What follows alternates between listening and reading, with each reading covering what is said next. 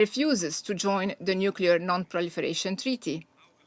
It refuses to subject its nuclear facilities to the IAEA's comprehensive safeguards regime, and it refuses at the same time to attend the United Nations Conference on the establishment of a Middle East zone free of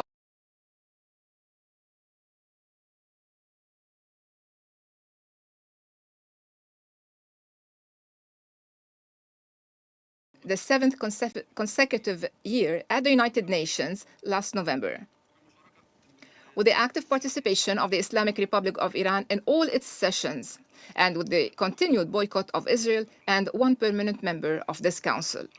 This Israeli boycott of this important conference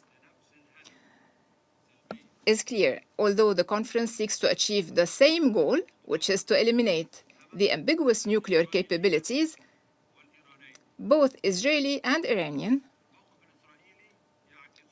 And this Israeli stand reflects the fact that Israel wants to remain the only state acquiring ambiguous nuclear capabilities in the Middle East and capable of producing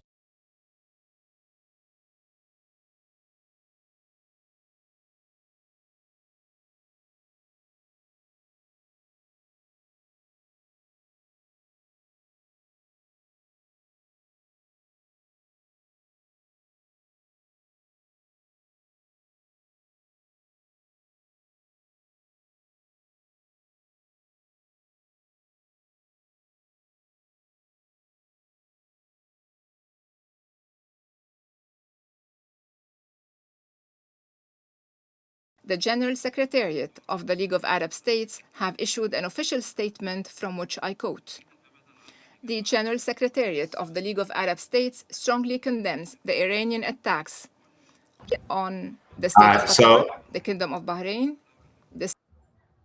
Sorry about that. Obviously, it wasn't working. I just came upstairs, so I don't have the mic up here. I do have wireless mics, so let me know if this is coming through clearly enough. If it's not, I have no problem using the wireless mics, but sometimes this camera, which is obviously a different camera, works better just using just the regular camera mic. So obviously, this is well, not obviously, but obviously we're at war. But this is the United Nations. They're holding an emergency session after all these strikes going on. It's been a lot of talk, a lot of Americans that I've been, talking to different friends. They got friends in Dubai, on different trips and all over. This is going to cause a lot of problems. And all it takes, y'all know, not that it takes any more than what's already happening, but let some stuff start happening to Americans who are visiting certain countries and stuff. And then that feeds into everything else, and it's going to escalate. And who knows what it'll turn into. And even if it doesn't escalate into anything other than what it's already is right now, it's a problem. And hopefully it'll be a wake-up call. Hopefully we don't need to have millions of people die for this to be a wake-up call. We got a lot of evil going on throughout the world. This is the second time going live. I came upstairs because they kicked me out the studio so they can get some manicures and pedicures. But let's take a little bit of a listen. It's translated. It's being translated. So first, when I was listening to it, I was like, "Yo, who is this talking? Like, they got something wrong with the audio." But it's being translated to everybody because this is the League of Arab States that's talking right now, and they're not speaking English. So let's take a look and hear what they got to say. These are our leaders. Under international law, including the UN Charter, which clearly prohibits the threat or use of force against the territorial integrity or political independence of any state, and prohibits any use of force inconsistent with the purposes and principles of the United Nations, especially when... And since I see a lot of people asking about what happened with the president, let's take a look real quick at this clip that CBS News put up, so we could find out if, Iran's leader, let's figure out if the supreme leader is alive, not alive, and who knows if we'll ever, have that confirmation, or if we'll have it, soon. Yeah, who knows? I guess if they come out and say it, then it may. We don't know anything. I think that's one thing that we can say that we do know. It's clear that we know nothing. Like, we know nothing. We believe certain things. We have evidence for certain things, but we know nothing. Let's take a look at this clip. All right, we are just right now hearing from President Donald Trump about the death of Iran's supreme leader. Want to read you some of what he posted on Truth Social just moments ago. It says, quote, Khamenei, one of the most evil people in history, is dead. This is not only justice for the people of Iran, but for all great Americans and those people from many countries throughout the world that have been killed or mutilated by Khamenei and his gang of bloodthirsty thugs. Just wanted to interrupt. What makes somebody evil in the eyes of Donald Trump? He says, I want to see what he initially started off. Khamenei, hopefully I'm pronouncing it. Khamenei, hopefully I'm pronouncing it correctly. I'm pretty sure I'm not. One of the most evil people in history is dead. Like, isn't it so funny how Americans speak on other people committing evil? And not to be the person that's always bashing America, but what makes somebody evil? What makes what Bibi Netanyahu does just protecting his people? But when Iranians do it, oh, they're causing death and destruction, like they're evil people, bro. Like, how do we pick and choose who's evil and who's not? Who's doing it for our best interest, or who do we align with? So when he goes on to say this is not only justice for the people of Iran, but for all, first off, you're not doing it for the people of Iran. Miss me with that BS, bro. Trump, stop thinking that we're stupid. You're not doing this for Iranians. And Iranians, unfortunately, I think there's a lot of Iranians getting played right now. I met with a very nice Iranian lady earlier in the week, and she was telling me she was very passionate, and her family, I think her dad passed away, and her dad passed away. So her energy was, yeah, we need to strike Iran. We need to, whether it's us, Israel. And I'm like, damn, like, people don't even realize sometimes you're so into something, you don't even realize, like, you think solving evil with more evil is going to bring about some sort of justice, some sort of peace. Most people are just trying to get their get back. Most people judge what's good and what's not, or who's evil based on what side they were on. Like, what makes they're Muslims? Is that what it is? That one group is Muslims, the other group are Jewish. So therefore, based on all the propaganda that we've learned growing up in American school systems, where, Ghislaine Maxwell's dad is I put it in the last video. I don't think that I wasn't aware of that until recently, but yeah, Ghislaine Maxwell, Epstein's girl, her dad was one of the people that were creating our textbooks, publishing our textbooks. So we understand the indoctrination that we grow up with. We understand right after 9/11 happened that we were all looking funny at anybody looking like they're from the Middle East wearing something on their head. Like, we were looking at you in the airport, like, whoa. We all saw that happen, and we all contributed to it. And we'd be lying if we act like, oh, I didn't look at it like that. All right, cool. You were the only person that didn't. But for all of this, like, Donald Trump, man, this is cornball behavior. Like, Trump, this is cornball behavior. It's evil behavior. It's demonic behavior. Now they're bloodthirsty thugs. So it's so funny. And when you even think back to JFK, and JFK is known commonly amongst maybe certain pockets of YouTube, certain pockets of influencers, as the last president that challenged Israel. The last president who challenged Israel, the one that was saying that Israel could not have a nuclear weapon. That was JFK. And a lot of people believe that that's what he was ultimately assassinated for. So when you have a president that wanted Israel at that time to have oversight of their nuclear weapons, saying that they could never develop one, but have oversight of their, as their uranium levels and all these things. They were perfect. Israel was given the runaround to JFK, would send people over there to check out their facilities, and they would get the runaround, and they would report this back to JFK, and there was a intense back and forth. These are the same things that the Iranians have agreed to. Like, from an Iranian standpoint, why would I give up my missiles? Like, that would be the silliest thing to do. So what do they have to do? They have to convince us that Iranians are evil, that all their leadership is evil, all this. But then when you look at America and the things that we've done to preserve America, like, Think about all the evil that we created around the world. What makes them not have the ability to defend their country compared to anybody else? Would you feel safe that if you were Iran and you know that Israel has nuclear weapons that they've never even acknowledged to America? Because isn't there a rule? There's something, somebody tell me in the group chat, isn't there a rule that America cannot support certain countries that are not in that nuclear deal? What's the nuclear deal? Somebody in the group chat. Like if you're not in that nuclear deal and you have a nuclear weapon, like America can't support you. There's some type of rule there, but whatever. Israel has never really acknowledged that they have a nuclear weapon. And it's just funny to me how Iran is abiding by the things that they agreed upon with America, whether it was in 2015 when Trump decided to get rid of what Barack Obama negotiated and say, no, we're not agreeing to that. It seems like now looking back, he's always done Israel's bidding. That's what it seems like to me. So when they try to paint Iran in this, oh my God, people are getting killed in the streets. Yeah, could you imagine the propaganda that's being fed to other countries when George Floyd dies or when Charlie Kirk is killed or when our president is shot in the ear, whether that really happened or not? Like, so we have to understand that a lot of the things that we're receiving, the stories on what's going on with Iran, it's propaganda. It's propaganda. I'm not saying that it's all fake. I'm not saying, but it is propaganda. It is given to us in a way in order to get us to believe something. How do we know that? Well, why else would they feel the need to censor a lot of the things that are being put out on a lot of the different platforms, whether it's Meta, whether it's X, whether it's YouTube? When people are putting their real images, real videos of what's going on, the death and destruction of Palestine, right? Palestinians.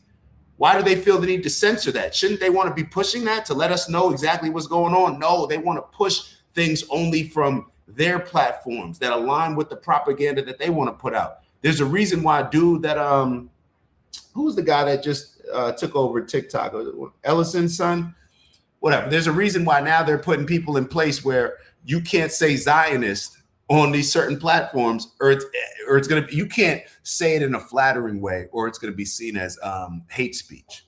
The word Zionist. We're seeing how people, I don't even want to say, well, you see how people rewrite history, but we're seeing how people just change. Like you go from free speech when it's in your best interest, but now when people are calling you out, you're not with free speech anymore. And this is how history gets rewritten. The history that we quote unquote believe,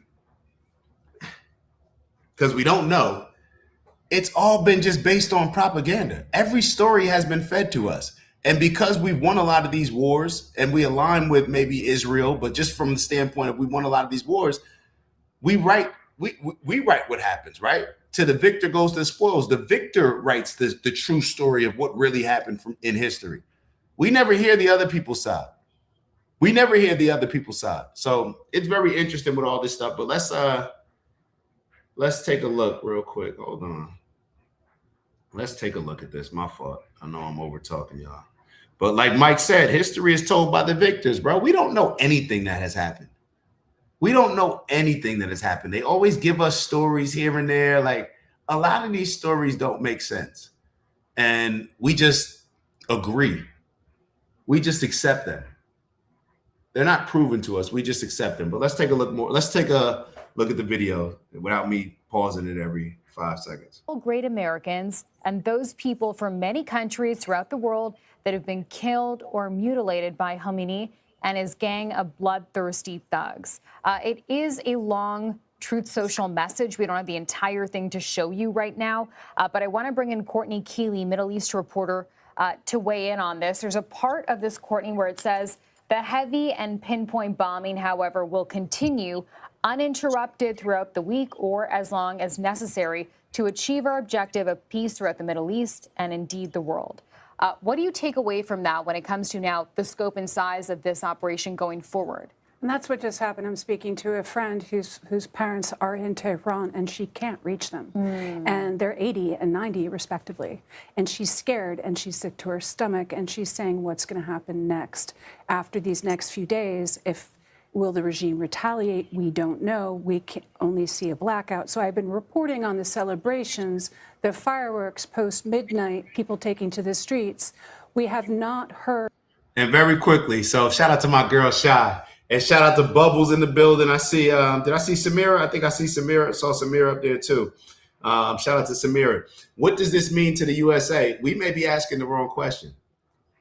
We may, or perhaps there's a more direct way to find out what this means to the USA. We should just ask. Maybe we should ask Bibi Netanyahu. You know, what does this mean to Israel? Because ultimately, what it means to the USA is going to be dictated by what this means to Israel, what Israel decides to do. So whatever Israel decides to do, we're following suit. That's what it seems like. That's what has been happening. What does it matter what Trump says? What does it matter what America says? Remember when Trump got all frustrated through a temper tantrum because he put together a ceasefire and Bibi Netanyahu said, bro, man, why listening to a ceasefire?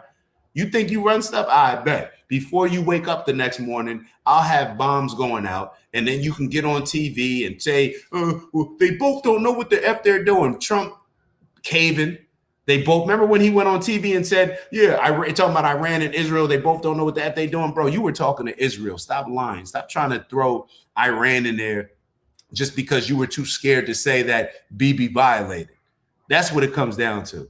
I think what did the Iranian military just tweet earlier today? That our country, that Bibi Netanyahu's our president, not Donald Trump. We know what's going on. We know exactly what's going on. Let's keep it moving. Do me a favor, like though. That's going to help the algorithm. We need as many different people in the building as possible. Via Starlink or the VPNs of any retaliation, but will that come? We've seen it hit the Gulf, but what she's worried about it hitting the ordinary Iranians, hitting her family in Tehran. And that's what people are worried right now, but simultaneously saying it's a beautiful day. And what President Trump is saying about all of these assassinations and people that lost loved ones because of this evil regime, he's not wrong. Yeah, I mean, one person I spoke to is talking about her, never lost faith that her assassinated brother, who was one of those people hanged in the early 80s, would somehow they would see the end of this Islamic regime. She's having a good day. It's so, I don't mean to be disrespectful, but, and this is an observation. This is not my thoughts. These are not my thoughts, but in the words of Rico and Paid in Full, niggas get shot every day, B. Now, what do I mean by that?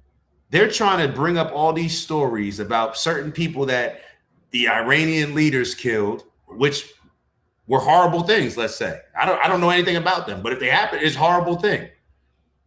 But you're trying to bring this up to get some sort of compassion. Why don't you bring about some of the people that Bibi Netanyahu killed? Why don't you talk about some of the people that Americans have killed? But you got to villainize a certain group of people because none of us know. I don't know what's going on with Iran. I don't know what the weather is like out there. I don't know anything about Iran. I don't know anything about it. But I know that they're trying to convince me that it's okay to kill certain people based on them being the bad guys.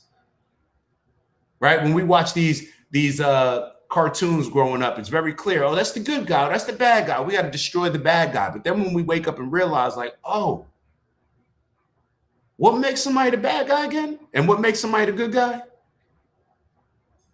And then when we start to process those things and those things come to light, you're sitting here like, damn, perhaps the bad guys were actually the good guys. Or perhaps nobody's good when you're resorting to certain lengths of killing people by going, that's how we're going to solve this problem. We'll just go to war. Because looking at this from afar, I don't know. And maybe it's just based on them making it seem like the Iranian leadership is so bad. And I've heard real stories from people that I'm close to that have told me that. So I believe that. Okay, they're very bad. But looking at it from afar, just based on these negotiations, just based on the last 2, 3, 4 years, I don't see them being the aggressor. Now, I'm not saying that their leadership isn't bad and they may be doing terrible things to the people in their country, but maybe the people in their country should figure that out. Since when Americans, we can't even figure out our own shit in our own country. We can't even figure out how to deport people without killing Americans. Everybody voted for mass deportation. Donald Trump in there, they got goofy ICE officers with limited training, lacking experience, going in there, shooting people, Can't control it. Donald Trump can't even get the police to work together with ICE agents. You can't even get your own politicians to work together within America. Your government officials, you can't get them to work together. But now we're going to be the answer to figure out regime change in Iran. Like what even qualifies us for that? We can't figure our own stuff out. Like, what gives America the moral high ground to go in here and act like, oh yeah, these Iranians, they're suffering. We need to come to their aid. Bro, Americans are suffering. And it seems like from an economy, from a spiritual standpoint, every aspect, health aspect, every aspect, our souls are sick. But now we just think that we're going to go over there and just help them out. Like, bro, we don't have the qualifications. We don't have the resources. Now we're going to bring all of our, bro, we need resources in America. Now we're going to go to war. We're going to pay more for the weapons, more tax dollars, but so they're going to have to create more situations to maybe some more Americans dying in order to justify and have us saying, nah, we need our get back. They killed Americans. Oh, nah, we need our get back. So then we're going to solve more evil with evil. So we're fighting evil with evil, thinking that we're going to get any other result than evil. But that's what they want. This is the chaos that they want. This is the control that they want. The fear that they want. Okay, but people are sick and worried, and the UN Supreme Council is saying cease the hostilities. Complicated and nuanced for sure. I do believe we have some new video to share with our viewers about those celebrations inside Iran that you've been telling us about for the last 2 hours or so. Can we play that video, please? So walk us through what you've been hearing on the ground, Courtney, as well as we're now looking at this video for the first time. Of course, CBS News confirming that this is inside Iran.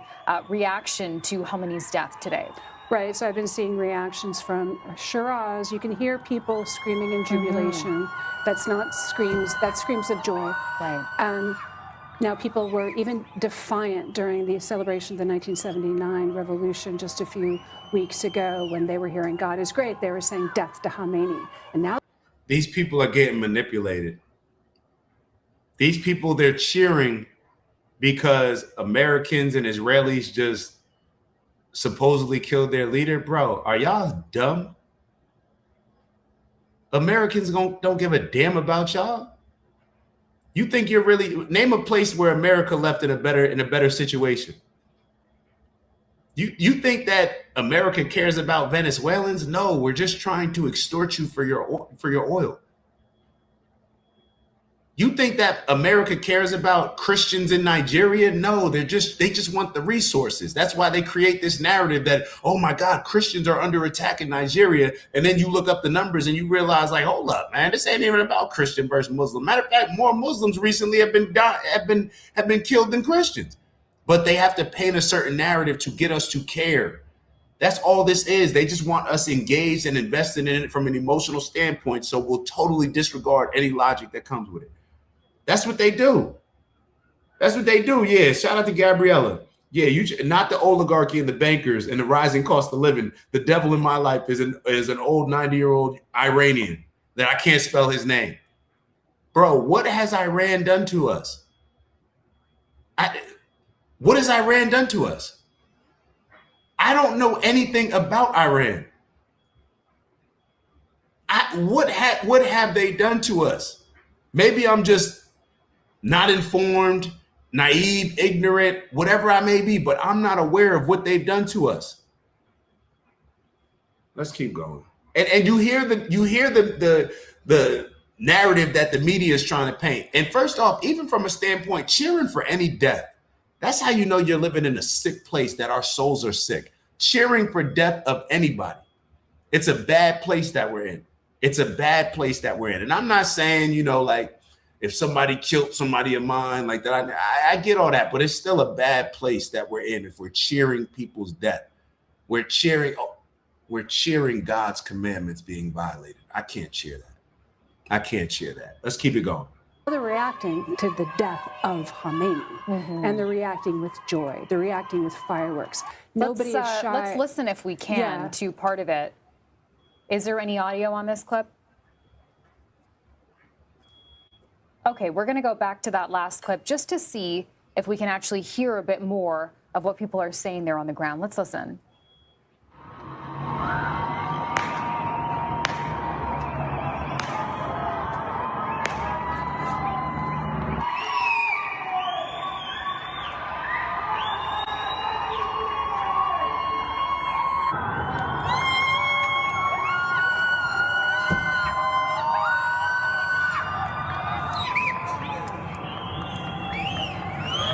So, Corin, obviously hard to distinguish actual words and language this hour, but clearly those are screams of joy.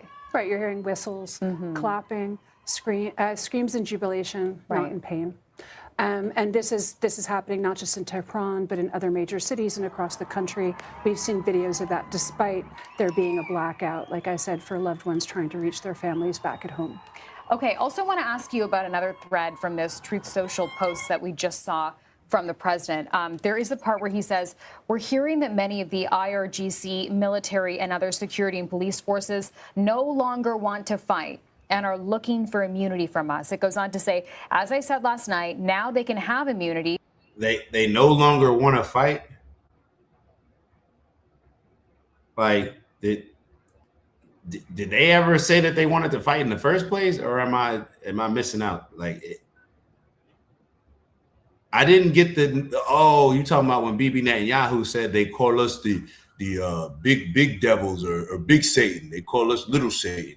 Like, bro, like, we really allowing Bibi Netanyahu and Israel to control America. Like, it just, you ever just look at one of your big homies or like somebody that you looked up to or held in high regards, maybe your parents, I don't know, and they just do something, like, you just realize, like, damn, they're not as powerful as I thought. Like, damn, like, it's almost like when somebody else walks in the room, like the big boss walks in the room, you start looking at your boss like, hold up. All this time, I thought you had that big boss energy, but then when the actual big boss, America, I thought was the big boss. I thought the people that we don't know behind the scenes, the oligarchs, America's big homies, I thought that they were bigger than Israel's big homies, but now we're just realizing, like, whole time, and maybe I didn't necessarily think. I'm trying to think. When did I realize? When did I realize that Israel? How old were you when 9/11 happened? Right? Or where were you when 9/11? Where were you when you realized that Israel runs our government? Like, it's almost like one of those things where it's like, damn, where was I? I remember when I was, sitting at the and I realized, like, damn, Bibi Netanyahu, this is bad, man. This is bad. This is bad. And I saw a couple people ask, do I really think that what do y'all really think that he was killed? Do y'all not? It doesn't, I would say that it doesn't even matter. Like, we may never know. We may never know. It does. This is just dark. Let me ask y'all this. Does this weigh heavy on y'all? When y'all see something like this happen, does this weigh heavy on y'all? Or do you just look at it like, this over there, I ain't even really worried about it. If it comes to America, then I'll actually worry about it. But does this just weigh heavy on your soul when you see what's going on? Like, do you feel bad? Do you have something like in your heart that just thickens up or something like that? I'm telling y'all, that was the experience that I had earlier today. When I found out, when I looked on my phone, and I was sitting there and I was like, hold up. We're already at war, and I was seeing the strikes happen. I'm just like, damn. It was hard. I had to do a whole Nick review. I was like, damn, it's going to be hard to do this review. Matter of fact, I spent the whole review. I didn't even talk about what he's talking about. I just was talking about these strikes. This is weighing heavy on us. And perhaps it's something that needs to weigh heavy on us for us to realize that if not us, then who, right? Everybody's looking to the side to see somebody else do something. If not us, then who? It's like those studies that they've done studies where it's like if you're in the room with somebody else or you're on the street and it's just you and somebody else and somebody falls and there's nobody around, then you'll help that person. But if there's a whole bunch of people around, then everybody's looking for somebody else to think that they're going to help out. What are we going to do? Yeah, maybe I'm crazy. I may be a little crazy. Matter of fact, I hope I get to a point where I do get labeled as crazy, because all my heroes at some point were labeled as crazy. And I'm sure Jesus was labeled as crazy, right? So hopefully it will be an honor. But I'm crazy enough to believe, at least when I saw this, I'm like, yo, what am I going to do? Like, that was the energy I'm looking at this. I'm like, all right, what am I gonna do? Like, it's like I could save the world, right? Like any of us could just say, but if all of us think that, then maybe we can make a change. Because that's what they convince us. They convince us where it's like, even if you get pissed off, you're never going to get pissed off to the point where you also believe that there's something that you can do to solve whatever it is that you're pissed off about. It's like at most they'll just, go. That's why they have political parties that have to be pretty radical, right? They can't just have one. They got to have two opposing views. And then it's only two so they can control it easier. But they, at most, if they get pissed off, then they'll just join the Democrats. They'll just join the Republicans. But they'll never actually think to themselves, there's something that I can do to change this. If enough of us thought like, nah, what am I going to do? How are we going to figure this out? We got a problem going on with humanity. What did what's the saying? Isn't there a saying like a threat to democracy anywhere is a threat to democracy everywhere? I don't know if that's actually the saying, but what about a threat to our peace anywhere is a threat to peace everywhere? I think that's the energy that a lot of us need to embrace and adopt, because if we don't, we just gonna be pawns sitting back as the world just destroys itself, as these elites have their peeing contest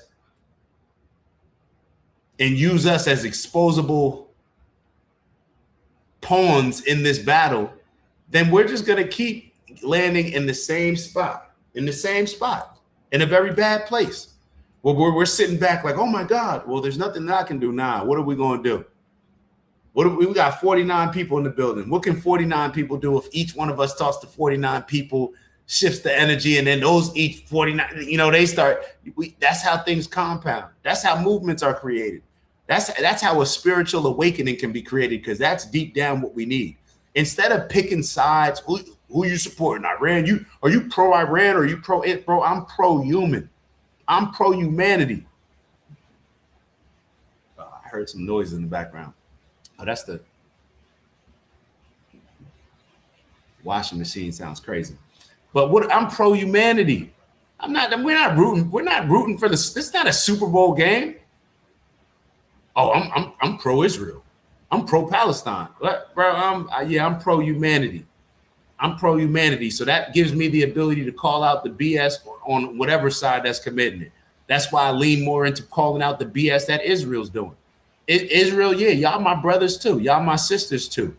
But what does any family do? Do you sit down and if you got somebody in your family that's bugging out, and somebody else that's not bugging, I'm going to address the person that's bugging out. You're bugging out right now. Israel, you're bugging out. You're bugging out. And it's gotten out of hand. It's been out of hand for a very long time. And because no Americans speak out on it, and we've just gone along with it, they continue to get more and more power to commit more and more atrocities, to have us brainwashed more and more to be complicit in all of these demonic things that could you imagine? They just completely destroyed like 80% of Palestine. And they're making plans. Jared Kushner and what's the guy? Steve, what's his last name? I'm drawing a blank. My fault. They've been constructing a plan looking at Palestine like it's a real estate project. Oh yeah, we could do this, we could do that. Bro, this is somebody's land, bro. And the fact that y'all are just freely talking about real estate plans, one, that shows that clearly Palestinians are not as great of a threat that y'all try to make it out to be. Because if not, you wouldn't be on TV just freely talking about, oh yeah, we're going to do Trump Gaza here. They've got some nice beachside properties and stuff like that. If they were a real threat, you wouldn't even feel cocky enough to even be talking like that. But you just have to build them up as a big enough threat to justify us completely destroying them, committing a genocide, and people being okay with it. And when I say us doing it, it's our weapons that are killing these people. When they're sniping little Palestinian boys, either shooting them in the head or shooting their dicks off, they're doing it with our weapons and our money and our support. So we gotta embrace that. We have to embrace the fact that we are contributing to this. Because if we continue turning the other way, why do y'all think Nikki Haley how did Nikki Haley get a bomb to sign? Y'all don't remember when Nikki Haley signed a bomb like she was autographing a football or something like that? She signed a bomb to go over there and kill men, women, children, whoever. That's how evil and sickening. And then you sit back and wonder, damn, Nikki Haley, she's an evil person. She signed a bomb. Like, I don't care even if you're for the war, like you can signature a bomb and say, go get them, boys, give them hell or whatever she signed. That's a sick, evil person. So how does that sick, evil person raise all that money?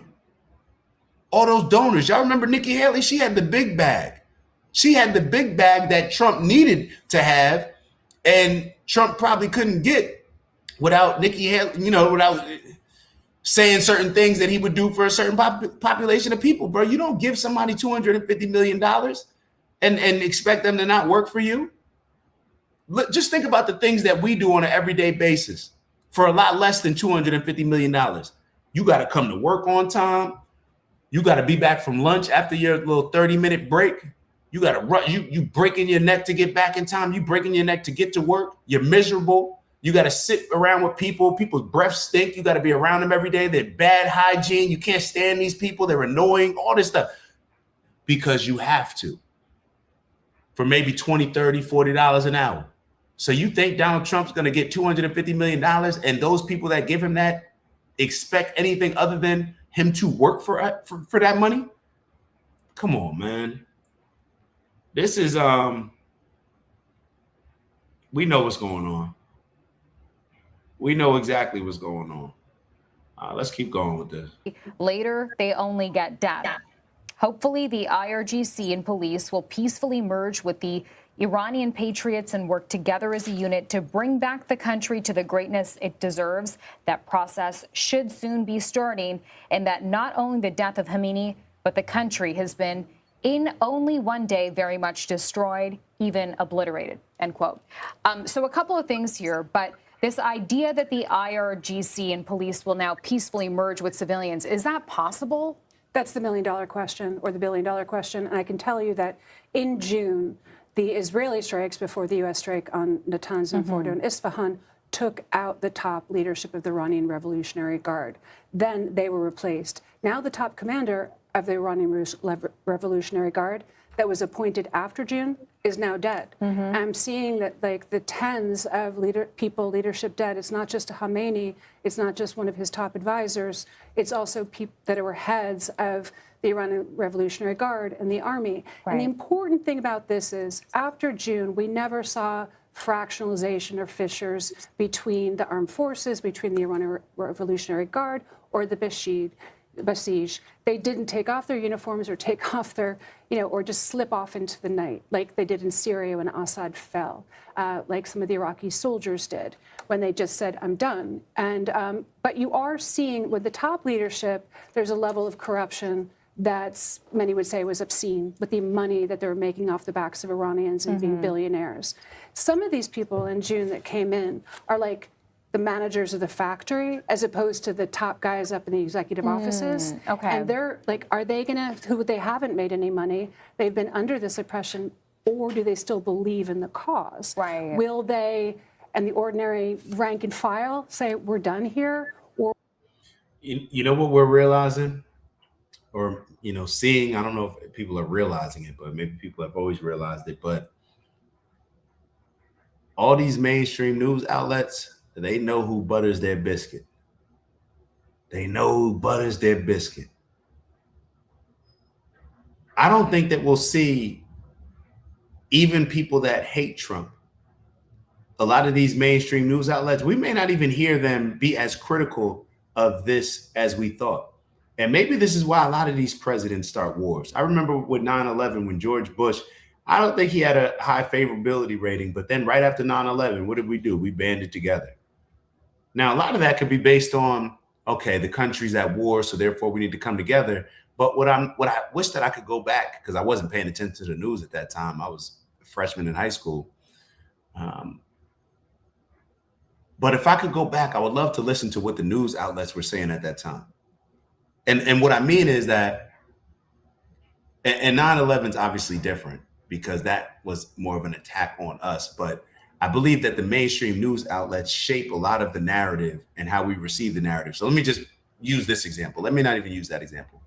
But now if these news outlets are coming out and they're not saying, what are we even going to war with Iran for? This has nothing to do with us. This is a Trump thing. This is not a us thing. This is a Trump thing based on a Israel thing. This has nothing to do with us. Like I don't wake up and feel any threat from Iran.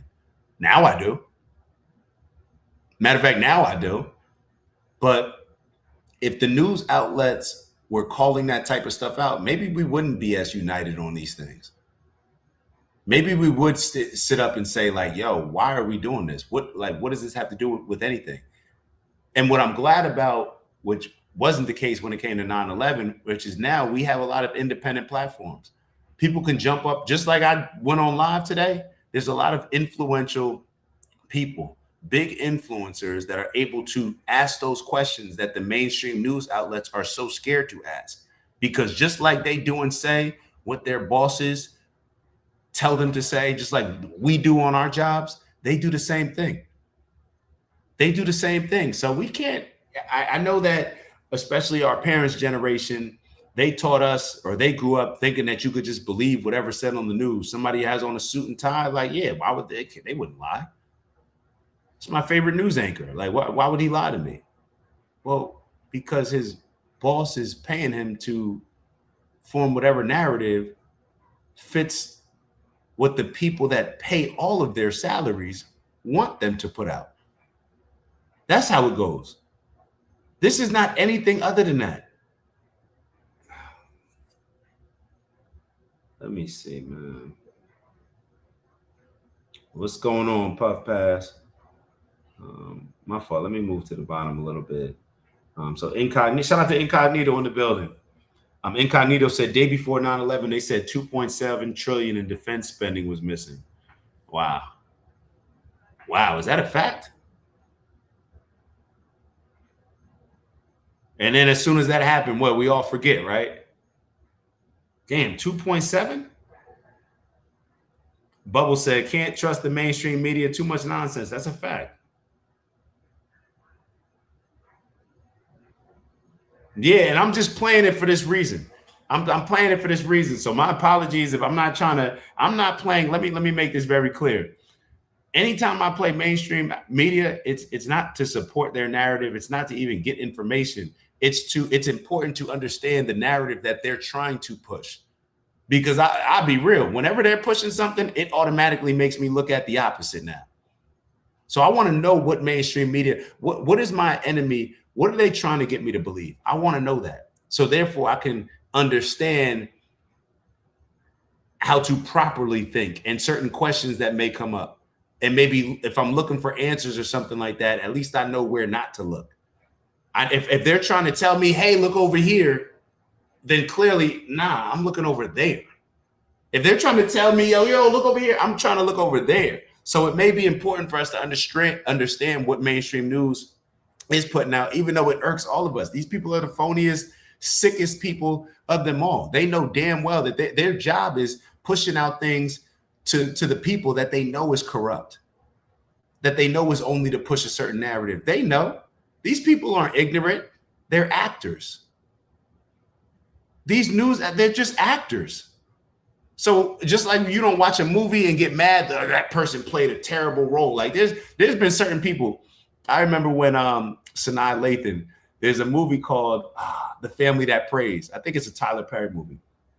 And it's not like a Medea Tyler Perry movie, but I think it's a Tyler Perry. I mean, whatever. It's called The Family That Prays, and Sanaa Lathan is in there. And after that movie, like I can remember watching that movie, and I was sitting even in the movie theater with Maya, and I'm like getting angry at her, like, and I did not like Sanaa Lathan after that movie. But that's a rarity, you know what I'm saying? But that's how it is. Like you don't watch a movie and get mad, like, oh, that's a bad person. They were just playing a role. It's the same thing with these news anchors. Now I will get mad at them because at least when we go to the movies, we know they're playing a role. When we turn on the news, we don't know that. So think about for how long our parents just accepted everything that was being pushed on the news. And it was really just no different than a movie. It was just putting together a certain narrative. putting together a certain spin, putting out certain propaganda that the oligarchs that control things, that the direction that they want to point us in, not any direction of truth or anything like that. These people know it too. They know it, and they sit in these rooms, and they know that the things that they're saying are complete lies. They know that they're biased, and they still put it out. They still put it out. Who is Jeffrey Epstein? Who knows? Shoot, your guess is as good as mine. Your guess is as good as mine. What's up, Clarky? What's up, Clarky? Hope all is well. Military hasn't passed audit in the last 60 years. Wild. Epstein is an Israeli spy who got away with doing the dirty to our kids. Shaking my head. Yeah, he may be. Yeah, he's definitely those things. It may be a whole lot more. We just don't know. We just don't know. Larry Ellison just purchased Paramount too. They're beginning to own a lot of media. Well, no, he had Paramount. His son got TikTok, and now they just got Warner Brothers. They just got Warner Brothers. This is, and then what we all heard? Oh yeah, everybody always used to get in trouble for saying Jews control the media. Well, it's Jews control the media, bro. I'm just saying what's in front of me. Like, if I see if the sky is blue, do you get mad at me for saying the sky is blue? I don't know. Like, it's happening. We're seeing it happen, and these people are trying to act like it's not happening. And they think that it actually shows, like, it's an insult to a lot of us, our intelligence. But what it shows is that how people have bought into a lot of this stuff previously. And I want to be very clear. This is never an attack on previous generations. That's not fair. When we attack previous generations, and I do it too, I get on the boomers, I get on my parents and all that stuff. But it's not completely fair, because we have access to information in ways that they didn't have. It's extremely easy to access information at this point. They don't have that. They didn't have people that could just jump on streaming where they can get a completely different outlook on the situation. They didn't have that. They just had the news. Then after that, they just had, well, I'm not watching that station. I'm watching this station. And then I think of a lot of people now are starting to realize, like, yo, they're all bad. Democrats, Republicans, it's the same thing. We've been getting played. MSNBC, Fox News, yo, they just different sides of the same coin as well. They benefit. They're sparring. It's like putting together a boxing match. Are you more excited to watch two people fight who just like, oh yeah, we're gonna fight, it's all good? Or are you more excited when people are talking crazy about each other and they feel like they about to go to war? The tension is high. Those are the fights that you get excited to see. So that's how MSNBC and Fox, they work together. They love each other. They love each other. They just want, the more radical one can get, the more that they can show you how radical that side got, so they can prove and justify how radical they're getting. And then it just creates more of a buy-in. All of this stuff is the same. All of this stuff is the same. Let's keep going.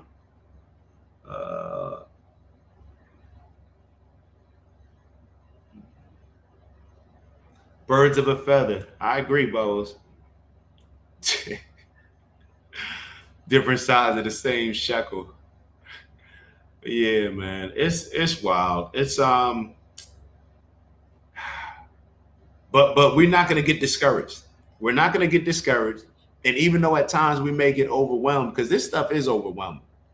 This stuff is overwhelming, and it should be overwhelming. I'm more concerned with the people that just can go through life and not even acknowledge this. Like, that may be seen as something like that's a coping mechanism. That's what that is. That's a coping mechanism. But we are here, in my opinion, like, we're like, you gotta maximize your potential. Like, if there's imagine having, like, let's say you got this bottle and it's filled with just good energy. It's filled with good energy that in this bottle, I wish I had a cup. Oh, here we go. Let's look at this spray bottle. Room freshener, non-aerosol. It's made with essential oils, so it's safe. Let's see, you got this spray bottle. And let's say this is good energy, but we can only use it. And we can only use it, obviously, when we're alive. So imagine dying with a full spray bottle. Like, bro, you didn't use all you could have contributed positivity to humanity, spread good energy, and you didn't even use your bottle. That's how it is when people cope and they just decide, like, hey, I'm not going to even think about, I'm not going to engage in that. I'm not going to think about that. That's cool. I'm not saying that you're a bad person, but yo, humanity needs you. You know, those old Uncle Sam needs you. No, humanity needs all of us to elevate our consciousness, elevate our frequency in whatever way. I'm not saying that everybody has to turn on the camera and be talking. I'm not saying that at all. I saw some post the other day, and I think I shared it on one of our live shows, where they were saying that if just 1% of humanity decides to meditate, the change that would bring about. Maybe that commitment is to, like, yo, I'm going to start meditating, and I'm going to, you know, start maybe some meditation circles. And when I say meditation circles, I'm not saying you got to meditate with other people, but, you know, maybe just some, you know, you're encouraging your mother to meditate, your dad to meditate, your brother to meditate, your sister to meditate, things of that nature. But we have to figure out with intention, what are we doing to contribute some positivity, some good to humanity? Because the devil is always thinking about what he or she can do. And is that sexist? Because we only refer to God as he, but then we refer to the devil as he or she. See, I caught myself. That was sexist, bro. That was something, bro. If you're going to refer to the devil as he or she, then maybe refer to God as he or she. Oh, now I got a moth in here. Let me close this door. Hold up. 1 second. 1 second.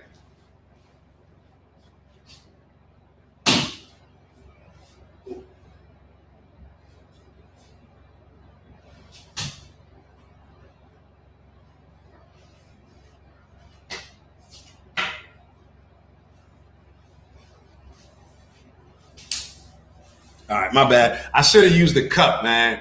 I should have used the cup instead of killing that moth like that, or whatever that was. But I should have just used the cup and then brought him outside, him outside, her outside, yeah, whatever. All right, man. Y'all, nah, you're not slow, Shy. You're not slow. None of us know what's going on. Let's be clear. Let's what did they say on Clubhouse? Let's reset the room. Let's reset the room. Nobody knows what's going on. We're all lost. We're all getting played. We're all getting manipulated. And the people that probably don't think that they're getting manipulated are probably the ones getting manipulated the most. And or maybe you are one of those ones that has figured it out. I'm not gonna just say that everybody's being manipulated. But I know that I've been manipulated in a lot of this stuff, you know, and me understanding that I've been manipulated allowed me to move in a different direction. But maybe people just haven't figured out. Oh, yeah. Bubbles is like, yeah, USA bombed Iran. So many layers. That's the thing. There's so many layers and rabbit holes to all this stuff. And it's really, you always hear that saying, like, the more you learn, the more you realize that you don't know. Like, that's really how it is. The more, I'll give you an example. My buddy, he just texted me. He texted me about this guy named, I said it on the last stream, but I didn't get too much into it. About this book called The False Prophet, and this guy, Rabbi Meir Kahane, I don't know his name. This is the book. This is what it looks like. He was talking about this dude. So I started looking him up. And initially, that's what I went on live. I was going to review a couple of videos about him. And because I read an article about him. And this stuff is wild, bro. If you really sit back and think about how people really view the world, and how there's people on this planet that really do believe that they are God's chosen people, and that they can, that you can do certain things that you would never allow somebody else to do to you. Like, think about it. That's a wild mindset. That's why my religion is the golden rule. Treat others the way I want to be treated. Because we are egotistical, selfish beings. We know how we want to be treated. We may not know how to treat other people, but we know damn well how we want to be treated. Even though we sometimes accept less than, especially when it comes to relationships or work. You know, yeah, I'm not, but we know how we want to be treated, right? I think, maybe not. Like I said, who knows? We don't know anything, but I think I know. I think I have a feeling, somewhat of an inkling of how I want to be treated. So that's why I always look at that golden rule: treat others the way that we want to be treated. Because everything else, it just seems like it creates a superiority factor where, oh, well, this is my religion, so anybody else who's not the same religion, I look at y'all as less than. Or this is the way that I look at this, so therefore anybody else who looks at it differently, nah, this is my golden rule. Just treating others the way I want to be treated. I don't want nobody messing with me. I don't want to mess with anybody. I don't want to put any negativity in anybody's life. I don't want anybody doing it to me. Do I mess up? Of course. Of course. But understanding and acknowledging that it is a mess up, like that may be a step number one, right? The first step is admitting. Isn't that the thing? So there's a lot of layers to this, a lot of rabbit holes. Who knows where all this is going to end up? Solomon worshiped demons. How is that supposed to fit in with Christianity? Yeah, I spent a lot of time on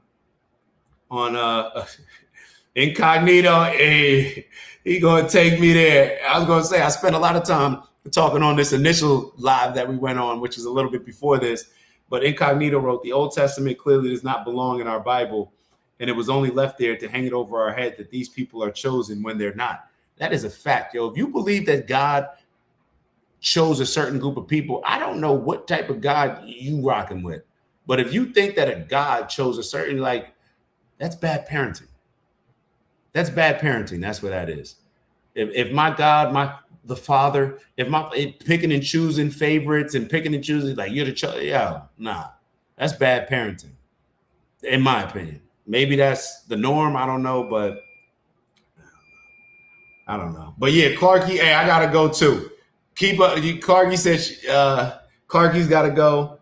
I'm trying to look at the picture. I was gonna say Clarky said she gotta go, but now you gotta be careful. I think Clarky, you're a lady, and I'm not basing that on anything other than I can't see the picture, so I don't want to offend anybody. But yeah, I think I like this Kendricals. That's I like that. Oh yeah, Kendrick. I just said it out loud for Kendricals. I like that. All right. What does Kendrickal stand for?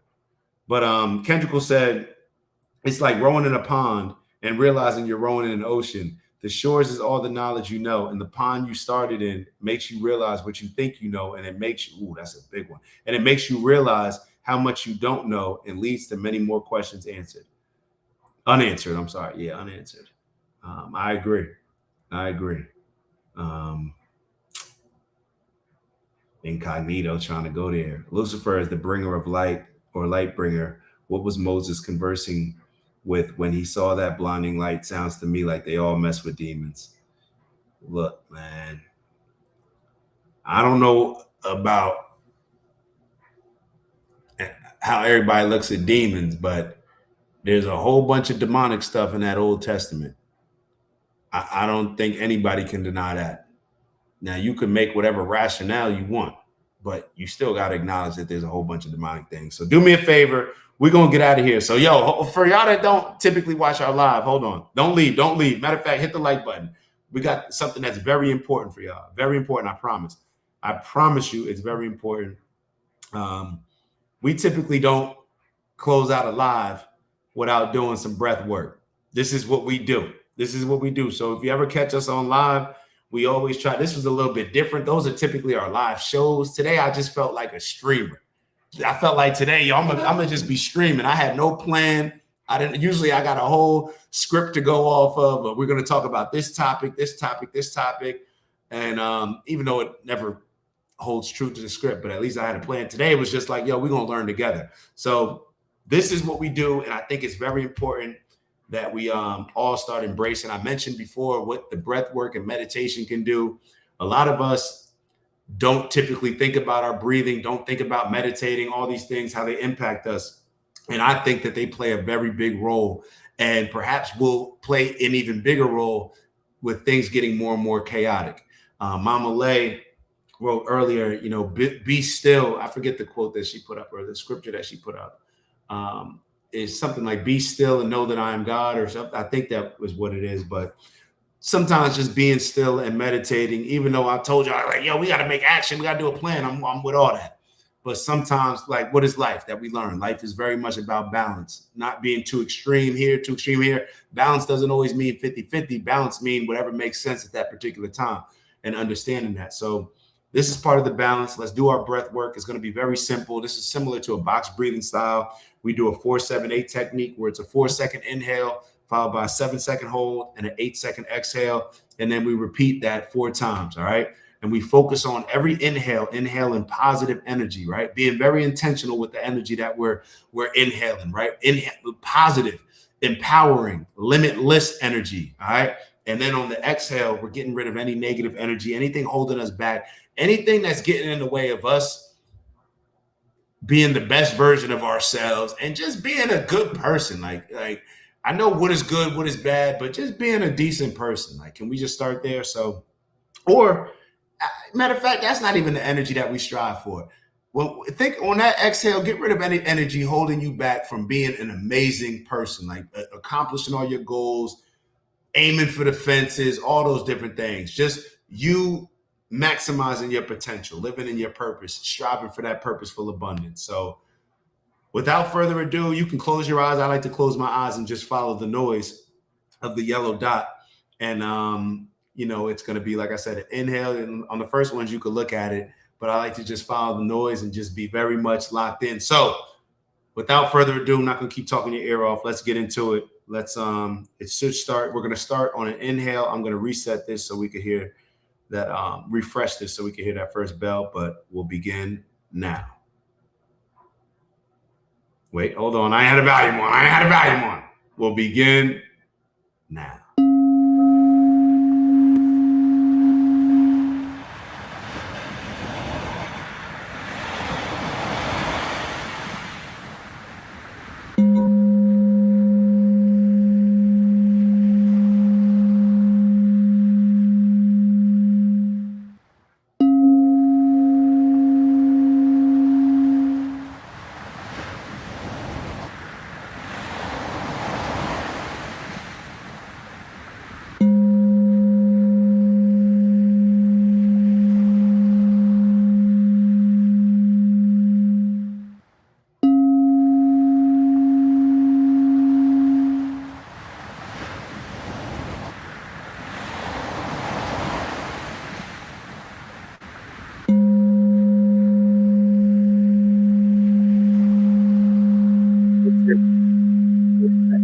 Inhale positive energy, ready to begin.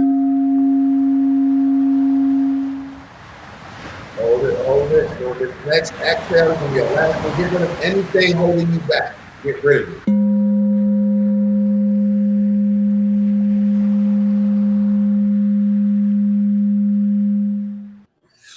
All right, man. Y'all know what we come here to do. Some of y'all that just tuned in with us the first time, y'all may not know what we come here to do. But what we come here to do is elevate on purpose, both from an intentional standpoint, as well as raising our standards to become the best leaders, followers, playing whatever role is necessary at that time to play in order to achieve this overall goal. All right. My overall goal is to get us closer. I don't even want to say get us closer. That's weak. To achieve the greater peace for humanity. All right, that's the goal. That's the goal. That's what I'm striving for. That's what that's what I'm not striving seems weak. That's what we're doing. That's what we're doing. So strength and honor, onward and upward. We're gonna get to that bag. Now, what is that bag? We're not talking about money. We're not just talking about money, even if we are talking about money.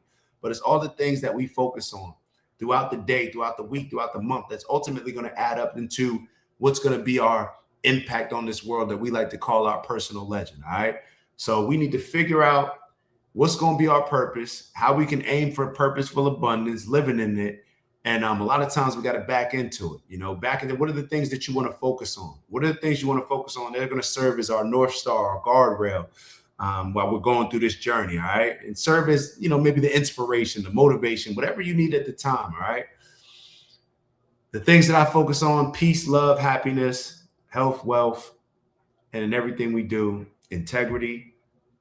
Got to have that balance with a sprinkle of perspective. And when I say sprinkle of perspective, really that's what we should lead with and finish with, because perspective largely dictates we receive new information and how we perhaps look at older information that we've been indoctrinated with, manipulated with.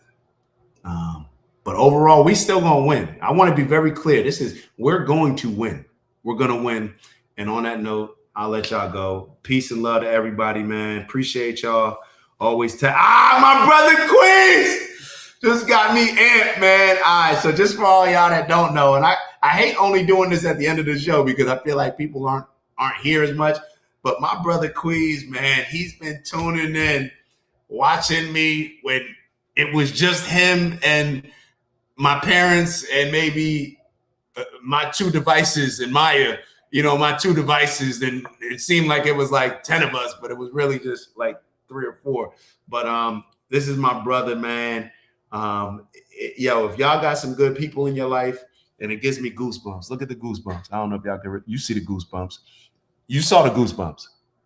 It gives me goosebumps when I think of my brother Queez because, bro, man, not everybody has friends like that you've known for over 35 plus years or whatever it may be, 30 plus years.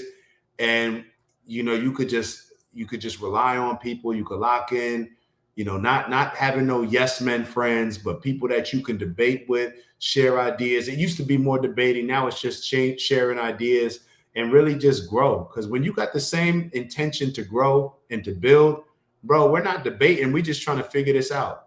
We have one person may have one way, another person may have another way, but we're just trying to figure this out. So whatever we end up deciding, we all in regardless.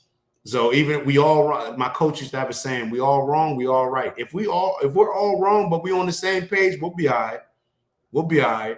But when we right, then we really right, So I appreciate you, Queez. Love you, brother. That's forever, man. Forever stuff. Sometimes you find your forever friends, your forever brothers later on in life, and sometimes those your ones that been with you since you were a little kid. So I'm very fortunate to have that, man. So appreciate y'all. And the main thing I want to start off when I got excited is because Queez left the fire emojis. Queez been putting the fire. Queez puts that at the end of all of our shows, man. So he's been doing this for 3-4 years. So for all y'all that just tapping in for the first time, make sure y'all make sure y'all subscribe, man. We like to keep these conversations very engaging. It's usually the better show is in the chat. It's usually me just talking, and then the real conversation is in the chat because we've been very privileged to have an amazing family that we're growing on our weekday shows. Now Monday, Wednesday, Friday. We were doing them every day. We kind of mix around a little bit, but Monday, Wednesday, Friday, 8 a.m. On that note, man, y'all enjoy the rest of y'all weekend. Give y'all family a hug, man. If you got somebody in your family that you beefing with, call them up. Tell them you love them. Get past that petty stuff, or a friend, or whatever it is, man. Because we got to grow. We don't have time for all that. If somebody's a good person and y'all can get over it, get over it. On that note, love y'all, man. Appreciate it. And I'll see y'all when I see y'all. Ew.